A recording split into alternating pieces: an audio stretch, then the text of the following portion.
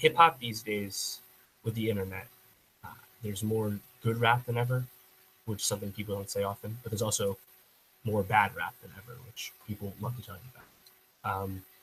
And on top of that, there is people jumping into the scene, jumping into rappers, making hip hop songs that aren't really rappers. They're not in hip hop. They're not true hip hop, whatever you want to call it. I mean, let's look at recently. Jake Paul has what, 12 million YouTube subs, one of the biggest YouTubers of the year, really infamous guy. Paid Gucci Mane reportedly $250K for a feature for his Everyday Bro.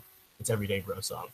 It's Everyday Bro with the Disney Channel Flow, which is if you listen to the song, which feel free to listen to it because it already has like a million more dislikes and likes. So the view, it's fine. But you listen to it, it's a very basic trap-inspired song with very simple flows. And elsewhere you look, we can get into other examples, but the lowest common denominator of what is acceptable trap music these days, people that aren't rappers are doing that. In the case of a Jake Paul, you're still getting millions of views on it because he's a master marketer and has tons of fans. So, I think there's levels to it. I mean, the Cash Me Outside girl, Danielle Bergoli, 14 years old, has a record deal with Atlantic. Bad Baby. Bad Bobby, I think. Off her song These Hoes. And he listened to These Hoes, which has a video, and it's not like that bad. That's dude, it charted. Yeah, I know. This the what do you call it? It's not that bad because the standards are that low. Right. And when someone whose livelihood is based on getting attention and being a meme, they're gonna do it better than other real rappers. Right. So, I mean, it's not on us as the consumer to raise our standards per se. It's on the good art to get made. But I mean, what do you call it? A Big Shaq, which is this YouTube comedian English guy, made a grime persona, and his song "Man's Not Hot" has like 76 million views. But that song actually goes though. Like I'm down with that song. How's it start? It's like 1 + 2 is 3. 2 + 2 is 4 - 1. Quick math. Quick maths. Yeah. I mean, and there's people like, oh, is Big Shaq, is Man's Not Hot ruining grime? And I'm like, who the fuck cares? No, because people that listen to grime know it's bad, and people that don't listen to grime aren't gonna. Maybe they suddenly do. I mean, Man's Not Hot isn't bad for Skepta, right? But no, but I mean, also who the fuck's listening to grime? Like Drake? Drake doesn't give a fuck. Drake does care. Drake cares a lot about a lot. Drake cares way too much about these things. And so Atlantic signed Danielle Bergoli, right? They've also signed Cardi B, Lil Pump, Uzi, A Boogie, Kyle, PNB Rock. Like, they're signing anyone with a buzz these days. But there's also like the middle ground. Like, what about like Lil Dicky and Ugly God? These are guys that got XXL freshman cosigns, but are very comedic. And Lil Dicky has openly acknowledged that he sees hip hop as an avenue to grow his career. And he seems to be a comedian first. So what do you think of them? Because I mean, Ugly God in particular, he's been kind of accepted in hip hop. Other real rappers, work with him. So, I mean, is it just this landscape we have nowadays allows anyone who's good at using Logic Pro and making beats and can do basic trap rapping has an avenue? Like, I mean, how should you think about it? I'm not trying to be the old head like Joe Budden or Lord Jamar and tell you, oh, that's not real hip hop. I mean, but like, are these people part of hip hop? Does it matter?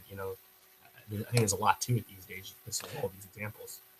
Well, it almost sounds like the televisionization, is that even a word, of hip hop in a way? It's like, it used to be like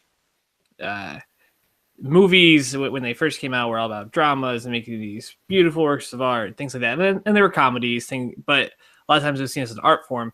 As film and people were taking in film and TV more, then it became more about, okay, what are people actually going to watch? What do people want to see? And you saw it go from dramas to comedies to reality TV and all these different things, and they're going to find a lane. It's just whatever people watch. I mean, I think an admitted old head on this show at this point. And like YouTube channels still to me, I'm like, I go on YouTube and like type in what I want to watch. I don't go to channels and like search through things. Jake Paul still very foreign. Like what?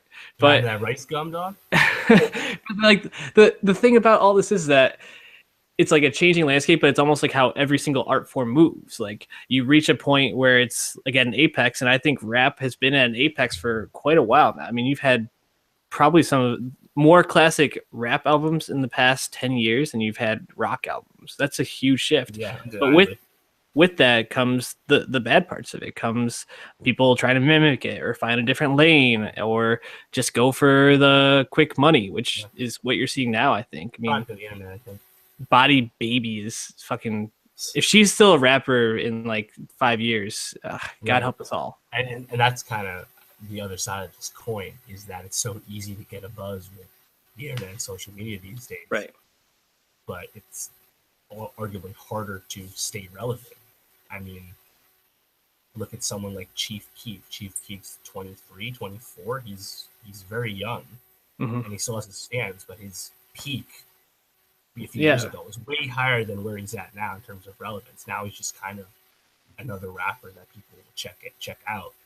I mean, I was actually thinking of like Miley Cyrus. Miley Cyrus is like a few weeks younger than me. And how many arcs has her career already had? And then her album, her Country Return Younger Now, wasn't that resonant, you know? No. Well, but it's actually interesting. I was listening just like through Miley on randomly. I think I put Party in the USA on, just kept playing through her Spotify. She's got a fairly deep catalog, dude. Like, for sure. It's kind of unbelievable for someone her age to have it that deep. It's, I don't know. I think Miley gets a bad rap at this point because she has been through so many ups and downs. It went from being the wholesome Disney star to the weirdo sex craze, like Bangers era.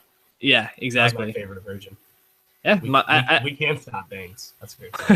The weirder Miley is, I think, the better. So keep Miley weird.